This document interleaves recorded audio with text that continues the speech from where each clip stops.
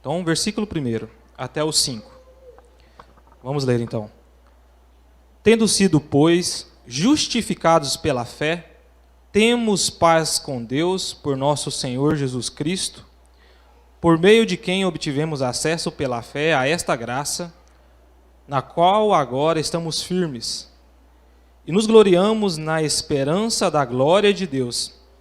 Não só isso, mas também nos gloriamos nas tribulações, porque sabemos que a tribulação produz perseverança. A perseverança, um caráter aprovado, e o caráter aprovado, esperança. E a esperança não nos decepciona, porque Deus derramou seu amor em nossos corações por meio do Espírito Santo que Ele nos concedeu. Jesus, nós te damos graças, Deus, Pai, nós elevamos, Pai, os nossos pensamentos, elevamos, Deus, a nossa vida, o nosso ser, nosso coração, a Ti, Deus, a Sua palavra, Pai. Fala aos nossos corações nesta noite, Deus. Ensina-nos, Pai, hoje, um pouco mais da Sua palavra, Pai. Em nome do Senhor Jesus, nós te pedimos assim. Amém? Amém. Muito bom. Para uma breve introdução, existe uma coisa chamada ataque de pânico. E quando a pessoa tem vários ataques de pânico, se torna uma síndrome do pânico, né? E o ataque do pânico, às vezes é por medo da morte, é por medo de alguma catástrofe, enfim. É sempre, pelo menos até onde eu li, mais ou menos nesse rumo. Só que o que eu observo é que nunca ocorre esse ataque do pânico porque as pessoas descobriram que existe um inferno eterno. Eu nunca ouvi falar. A pessoa está com o ataque do pânico porque descobriu que existe um inferno. Mas, primeiro porque a gente sabe que eles não sabem disso. O mundo não sabe disso. Nós sabemos. Nós que fomos alcançados por Cristo, nós sabemos que existe o inferno. E esse inferno é eterno. E se você não for alcançado por Cristo, isso é terrível. Imagina você pensar que passará toda a eternidade naquele lugar. Teríamos ataque de pânico, né? Às vezes, ocorre com pessoas de ter ataque de pânico espiritual. De que forma, Fábio? Às vezes por eles terem uma teologia ruim. Muitas pessoas acreditam que podem perder a sua salvação. E vivem dessa forma. E aí elas sabem que existe um inferno, e sabem que se elas não fizerem alguma coisa, elas não serão salvas. E irão sofrer eternamente lá nesse lugar. Porém, não é isso que está escrito aqui em Romanos capítulo 5. Porém, para nós, que somos cristãos legítimos, nós temos uma revelação da parte de Deus que fala o seguinte, versículo 1. Tendo sido, pois, justificado, aqui ele está falando do capítulo 3, do capítulo 4, você é justificado pela fé em Cristo Jesus. O primeiro ponto, nós temos paz com Deus. Hoje eu quero mostrar para você que nós podemos ter essa segurança, porque Cristo nos assegura isso. Quero falar para você que é Cristo que nos mantém. O sermão de hoje vai ser sobre isso. Eu estava ouvindo a primeira canção e falei, gente, é isso que eu vou pregar hoje. Literalmente. Então, a primeira coisa é que nós temos paz com Deus. Nós temos paz com Deus. E essa paz expressa uma paz contínua. E aqui, ela não é aquela paz que traz uma tranquilidade, não é aquela paz de Deus que excede todo o entendimento, sabe? Quando tudo está ruim, você está em paz, porque você tem a paz de Deus com você que excede todo o entendimento. Não é essa paz aqui que o texto está falando. Nós precisamos entender esse texto, essa paz dentro desse contexto aqui está falando de outra paz. Que paz é essa aqui? Eu coloquei aqui, ó, estivemos em guerra com Deus, mas agora nós não estamos mais. Estamos em paz com Deus. Essa paz aqui que o texto está falando é porque antes, outrora, nós estávamos o quê? Em guerra com Deus. Éramos o quê? inimigos de Deus. Talvez você fale assim, né? Você que ainda não tem Cristo como seu Salvador, enfim. Assim, nossa, Fábio, mas eu sempre gostei de Deus. Sempre, às vezes, eu ia na igreja. De vez em quando eu orava a Deus. Então, sem você perceber, você falava assim, eu estava em paz com Deus. Só que tem um problema. O maior problema é o seguinte: Deus conscientemente estava em guerra com você. Deus está em guerra com todos aqueles, porque todos eles são inimigos de Deus. E por que nós temos paz com Deus? Nós temos paz com Deus porque foi a morte de Cristo Jesus que nos justificou. Pela fé em Cristo é agora que você e eu temos paz com Deus. Eu coloquei aqui, Êxodo 22, 24. Com grande ira matarei vocês à espada. Suas mulheres ficarão viúvas e seus filhos órfãos. Segunda Reis, segunda carta, segundo livro de Reis, capítulo 22, versículo 13, a parte B, fala assim: a ira do Senhor contra nós deve ser grande, pois os nossos antepassados não obedeceram às palavras deste livro, nem agiram de acordo com tudo o que nele está escrito a nosso respeito. E os Salmos, capítulo de número 7, versículo 11, fala assim: Deus é um juiz justo, um Deus que manifesta cada dia o seu furor. O meu pai ama esse versículo aqui, Sempre que eu converso com meu pai, ele fala assim: Deus ira todo dia. Deus fica bravo todo dia. É esse texto aqui que ele está falando. Romanos 1,18. Portanto, a ira de Deus é revelada contra toda impiedade e injustiça dos homens, que suprimem a verdade de Deus com a injustiça. Ou seja, irmãos, a ira de Deus, ela é algo que existe se você não foi alcançado por Cristo. Só em Cristo, Deus olha para você e não está mais em guerra com você. Não está com ódio de você, querendo exercer a sua justiça em você. Porque você sabe, você nasceu pecador. Só que quando você é salvo, quando pela fé em Cristo você foi justificado, o texto está falando: agora acabou, Fábio, você está em paz com Deus. Deus não está mais em guerra com você. Deus não está mais grilado ou nervoso com você. Não mais. Porque isso foi resolvido. Quando ele olha para você, ele vê a obra perfeita de Jesus Cristo e ele fica satisfeito com o que ele vê. Ele não fala: mas e se eu pecar de novo? Porque eu peco todo dia, Deus não vai ficar grilado comigo? Deus não vai ficar triste comigo? Não, porque Jesus morreu de uma vez por todas, presente, passado e futuro. Foi o sacrifício perfeito. Talvez você entristece o Espírito Santo, mas a questão da ira de Deus estar sobre você não está mais. Não está mais. Então a ira de Deus, que era permanente, não é mais. Agora você está em uma paz com Deus permanente. Você agora não é mais julgado por Deus. Assim diz Paulo em Romanos 8, capítulo 1. Portanto, agora já não há condenação para os que estão em Cristo Jesus, porque você está em paz com Deus.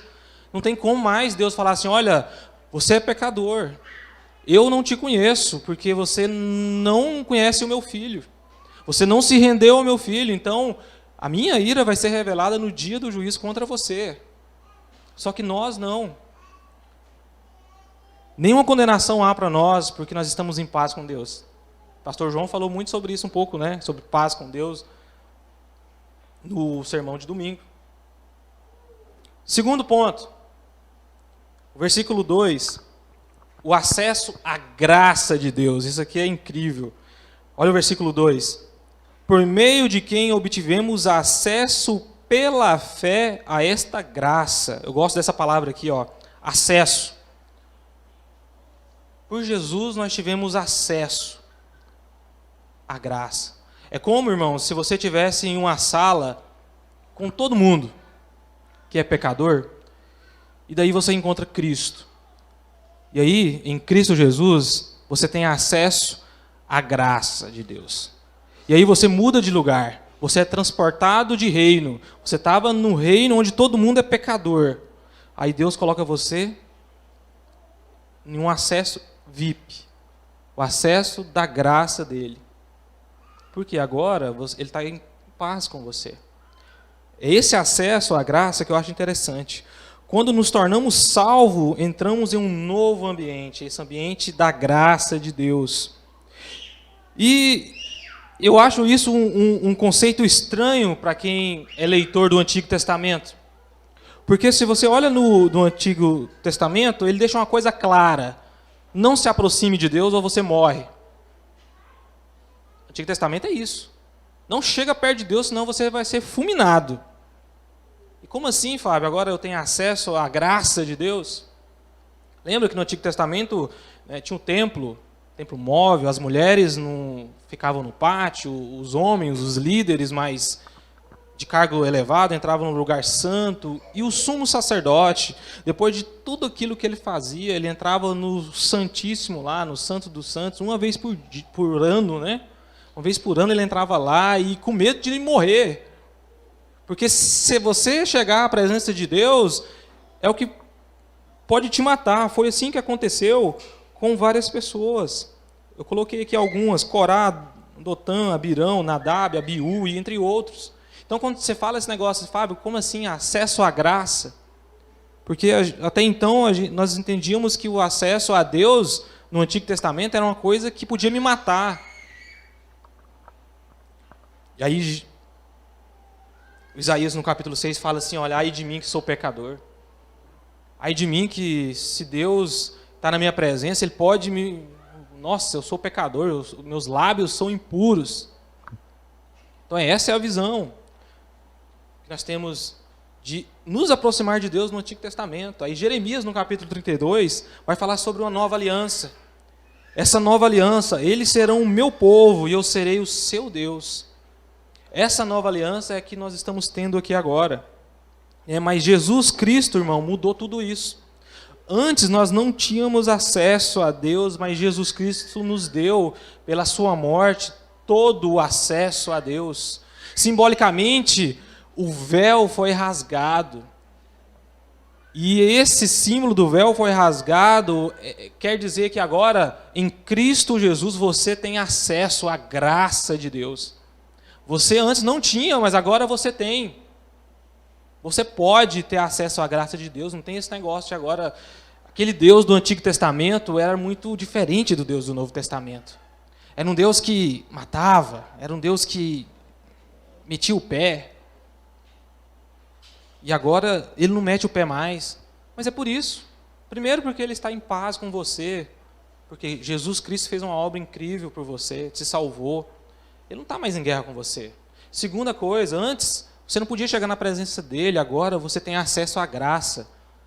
Você vai entrar em um local onde só os escolhidos entram. Só os salvos entram. Deus não quer mais ficar longe de você, não. Nessa nova aliança, Ele quer ficar perto de você. Não tem por que Ele ficar com ira de você. Porque Ele providenciou tudo. Em Cristo Jesus, quando Cristo na cruz sofreu sobre Ele, todo o pecado, toda a ira de Deus estava sobre Cristo. E aí, nós estamos em paz com Deus. Agora eu posso andar tranquilo, dormir em paz, porque eu creio em Jesus Cristo como meu Salvador. Jesus Cristo é meu Senhor. A minha vida é uma vida dedicada a Jesus Cristo. Não tem por que eu andar com medo de Deus. Se Deus quiser me matar hoje, Ele pode. Ele é meu Senhor, Ele que manda na minha vida. Não é essa paz que eu estou falando que agora eu estou seguro, eu estou numa bolha, né, pastor, que o senhor falou no domingo. Estou numa bolha aqui, ó, aqui, né? Não. Deus pode, você pode morrer aí, ó, amanhã, se for a vontade de Deus. Mas com a segurança, irmão, com a paz, com Deus que Ele fez com você, que você já tem acesso à graça de Deus, a viver com Deus. Então, há esse rasgar do véu no templo que agora nós temos acesso. quando você chega lá dentro, quando você acessa esse lugar, você encontra graça. É favor imerecido, é perdão que você não merecia, é vida que você não merecia, agora você tem. As pessoas olham para você e falam assim, nossa, eu conheci você dessa forma, agora você está diferente, existe uma coisa em você. Isso é graça, irmãos, porque Deus te mudou. Deus está te mudando todos os dias, você tem acesso a essa graça. E a terceira coisa, ainda no versículo 2, é que agora nós temos uma esperança de glória. Olha só o versículo 2. Obtivemos acesso pela fé a esta graça, na qual agora estamos firmes, e nos gloriamos na esperança da glória de Deus. A primeira coisa é que a segurança do crente, ela está firme no passado, porque Deus fez algo em nosso favor. Na cruz, então nós estamos em paz com Deus. No presente, nós temos o acesso à graça de Deus. E no futuro, quando nós falamos em esperança, não existe esperança no passado, existe esperança no futuro. Então a nossa esperança no futuro é porque temos esperança na glória que há de vir. Isso, assim, como assim, Fábio? Esperança na glória. 1 Timóteo, capítulo 1, versículo 1. Paulo, apóstolo de Cristo Jesus, por ordem de Deus, nosso Salvador, e de Cristo Jesus, a nossa esperança. 1 de Pedro 1, 21. De modo que a nossa fé e a esperança de vocês estão em Deus. Jesus fala uma coisa muito interessante, que nenhum daqueles que o Pai lhe deu, ele vai jogar fora. Então nós temos uma esperança de que Deus nunca, mas nunca, e temos uma certeza de que Deus nunca, nunca vai nos deixar. E mais do que isso, irmãos, eu estou falando do futuro. Porque essa esperança, ela, às vezes, é o que eu falava com a tia Carita hoje em casa, nós temos uma vida tão sofrida. A vida é difícil, essa vida aqui, ela é uma vida que quando você chega na conclusão, você fala, por que nós temos que passar por tudo isso? Por que Deus não resolve esse negócio logo e nós vamos para o céu logo? Porque aqui a gente sofre mesmo. Tem dia que é difícil, tem dia que o sol está quente. E uma coisa interessante é que mesmo quando nós passamos por provações, por problemas, isso não diminui a nossa esperança. Por que, Fábio, que as provações e essas coisas não diminuem a nossa esperança? É porque aqui que nós esperamos não é uma coisinha desse tamanhozinho aqui, insignificante. Não é. O que Deus tem reservado para mim, para você, é glorioso, irmão. É por isso que nós suportamos essa vida dessa forma, esse sofrimento, essas tentações. É isso que ele fala aqui, ó. Não só isso, mas também nos gloriamos nas tribulações, nessa vida difícil que a gente leva. E a gente não desiste. Por quê? Porque sabemos que as tribulações produzem em nós perseverança. A perseverança do salvo. Essas provações dão em nós, irmãos, perseverança. E a perseverança cria em nós um caráter aprovado por Deus. Porque nós vamos sofrendo dia após dia, sabe? E falando assim, eu não vou desistir não, eu sou crente. Deus está comigo. Está difícil, mas é assim mesmo. Jesus tem o melhor para mim, a minha vida está nas mãos de Deus, no controle de Deus. Aí ele fala uma coisa aqui incrível. E o caráter aprovado é esperança. Versículo 5. E a esperança, ela é o quê? Não nos decepciona. Irmãos, não sei se você entendeu isso aqui, mas você sabia de uma coisa? Você nunca vai se decepcionar com a glória que há de vir.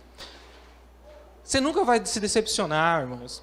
A palavra de Deus está falando. Essa esperança na glória de Deus, ela nunca vai nos decepcionar. É impossível. Porque não é qualquer coisa. Não é ganhar uma bicicleta e daqui uns anos eu enjoei da bicicleta.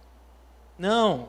A gente nunca vai nos deixar de ter esse prazer na glória de Deus, na presença de Deus, em vir o culto todo dia, sabe? Essa provação que é você vencer a quarta-feira depois de um serviço difícil e falar assim, não, eu sou crente, eu vou para o culto. Eu tenho perseverança, porque a minha perseverança em Cristo nunca vai me decepcionar. O mundo pode me decepcionar. Eu posso me decepcionar comigo mesmo, com as minhas mazelas, com as minhas fraquezas. Quando eu peco, eu fico triste. Aí eu lembro, eu estou em paz com Deus, Jesus já resolveu lá na cruz, então eu vou caminhar na minha perseverança, porque ela não é qualquer coisa. Então nós nos gloriamos nessa esperança, irmãos. Essa esperança dessa glória que há de vir. E a quarta coisa, não menos importante, é no versículo 5 ainda, que é o amor de Deus. Versículo 5. E a esperança não nos decepciona, porque Deus fez o quê? Derramou o seu amor em nossos corações, por meio do Espírito Santo que Ele nos concedeu. Então Deus, irmão, Ele derrama o seu amor em nossos corações. E não é o nosso amor derramado para Deus. Não é falar assim, nossa, eu amo muito a Deus. Nossa, eu estou derramando meu amor agora a Deus. Não. É o amor de Deus derramado em nós. Nós cantamos isso na primeira música. Falamos sobre perseverança na primeira música. Então é o amor de Deus derramado sobre nós. Eu te pergunto, o amor de Deus ele é pequeno? Ele é mensurável? Não é. Então Deus te ama tanto, irmão. Tanto, tanto, tanto, que Ele derrama o amor dele no seu coração. E deixa eu falar uma coisa para você. Deus te ama. Isso aqui não é... Eu não estou pregando só para te agradar. Eu estou falando uma realidade. Eu estou te falando uma coisa que eu posso afirmar. Está na palavra de Deus. Deus te ama. Você que entregou a sua vida, todos os seus desígnios a Cristo, que Ele é seu Senhor, Jesus te ama. Deus te ama. Ele derramou o seu amor em seu coração. E Deus te ama tanto que Ele deu o Espírito Santo para você. Colocou o Espírito dele em você. E uma ilustração interessante sobre isso, eu até falei ela para a Carita hoje, é o casamento. Sabe, Iago? Sabe, Carol? Carol teve tantas opções, ela falou assim, nossa, tem tantas opções. Pastor João, a Aline, teve tantas opções. Mas aí, a Aline, assim, olha, Cristiano, eu te amo mais do que todos, então eu vou escolher você. Eu vou me casar com você, Cristiano, porque eu amo você mais. Aí o Cristiano, Aline, você tem certeza? Existem tantos homens aí mais bonitos do que eu. Você tem certeza disso? Existem tantas pessoas mais inteligentes do que eu, e melhores do que eu, menos pecaminosas do que eu. Você tem certeza disso? E a Aline, não, é você mesmo. Aí a Aline, casa com o Cristiano. E assim também foi com o Cristiano, né? O Cristiano tinha várias opções, né? Mas aí o Cristiano amou a Aline e casou com a Aline. E nós, é a mesma coisa. A gente olha assim, fala assim, Deus, você tem certeza que o Senhor quer dar o Espírito do Senhor para mim? Tem tanta gente melhor que eu aí, menos pecador, mais bonito. Com mais capacidades, com mais inteligência, enfim, sei lá, qualquer atributo que você achar que merece. Tem tanta gente melhor do que eu, Deus, por que o Senhor está me amando e me escolhendo e me dando o seu Espírito? E a gente tem isso, né? Muita gente, tem gente nessa igreja aqui que fala assim, pastor, eu vou esperar um tempo aí, ficar melhor, né? Porque, o senhor sabe, né? Deixa eu ler uma coisa para você aqui, irmão, que está esperando ficar melhor para Deus te amar. Está escrito aqui, versículo 6. De fato, no devido tempo, quando ainda éramos fracos, ou na sua versão, pode falar assim, quando ainda éramos pecadores, Cristo morreu pelos ímpios. Cristo te amou, irmão, desde quando você era pecadorzinho, ou pecadorzão. Ele te amou. Então não há nada que você vai falar assim, pastor, deixa eu ficar melhorzinho um pouquinho, e aí a gente faz aquele negócio que você está querendo fazer, porque Deus olha para mim agora e fala assim, nossa, esse irmão não está bom, não posso fazer isso com ele. Não existe isso. Deus te ama e te escolheu quando você ainda era pecador. E não há nada que pode mudar isso. Você foi eleito por Deus. Você foi amado por Deus. Desde o ventre da sua mãe, antes de tudo acontecer, Deus te escolheu. Deus te amou. Por isso que a Bíblia vai falar assim, olha, não foi nós que amamos a Deus primeiro. Foi Ele que nos amou primeiro. E sabe, isso me dá uma segurança, porque se fosse por conta de mim, do que eu faço, ou do quanto eu sou bom, ou do quanto eu amo Deus, para Deus me escolher, eu estaria perdido. Que eu ainda não estou lá, essas coisas. É só a graça de Deus, é só essa paz que Deus fez comigo, é só esse acesso que Ele me deu à graça, é só essa perseverança na glória que há de vir, que eu creio que vai ser incrível. É só derramando o amor dele no meu coração e me escolhendo, mesmo eu sendo pecadorzão, me amando, quando eu ainda era pecador, é que Ele assegura, irmãos, que você vai ser salvo. É que Ele assegura que você foi eleito para morar eternamente com Ele. Amém? Aleluia? Aí então, no versículo 6 aí, só para a gente finalizar, dificilmente haverá alguém que morra por um justo, embora pelo homem bom talvez alguém tenha coragem de morrer. Mas Deus demonstra, Deus prova o seu amor para conosco, ou em nosso favor, quando ainda éramos pecadores. Como agora fomos justificados pelo seu sangue, por seu sangue, muito mais ainda por meio dele seremos salvos da ira de Deus. E eu quero finalizar com a alegria. Nós temos motivos para nos gloriarmos em Cristo Jesus, porque Ele fez uma obra incrível, irmãos. E quando a gente para perceber isso, que em pequenos versículos, nós entendemos toda a obra da cruz. Que Cristo fez por nós, Cristo fez por mim. Ele fez isso, por mim e por você. E não houve mérito, não houve nenhum mérito meu. Então, nesta noite, você pode glorificar o nome de Deus e falar: Deus, obrigado. Eu sou muito grato ao Senhor por tudo que o Senhor planejou um dia quando seu filho veio ao mundo morrer por mim. Trouxe paz com o Senhor, que estava em guerra comigo. Me deu acesso à graça, essa graça infinita que o Senhor derrama sobre nós. E é esse Cristo, irmãos, que nós glorificamos. É esse Cristo em quem nós entregamos nossas vidas. E é esse Cristo que assegura a nossa salvação. Então, a salvação não está nas suas mãos. Está segura na mão de Deus. Entregue seu caminho a Ele, confia nele e sabe que Ele já fez o resto. E Ele vai continuar fazendo nas nossas vidas. Amém? Então vamos orar. Deus Pai, em nome do Senhor Jesus, Deus Pai, em Ti nós temos segurança, certeza. Pai, não tem, Pai, variação de dúvidas, Pai, porque o Senhor fez, o Senhor faz e o Senhor fará. Porque o Senhor é o Deus que é, que era e sempre será e há de vir. O Alfa, o Ômega, o princípio e o fim, o Cordeiro e o Leão, Pai, é o Senhor Jesus, o nosso Deus, o nosso Senhor, o nosso Salvador, o meu Salvador. Pai, nós te damos graças, Pai, nós glorificamos o seu nome, exaltamos o seu nome acima de todos os nomes, Pai, porque somente em Ti, Jesus Cristo, nós temos salvação, acesso à sua graça, Pai. Pedimos assim e oramos assim, Pai, em nome de Jesus. Amém.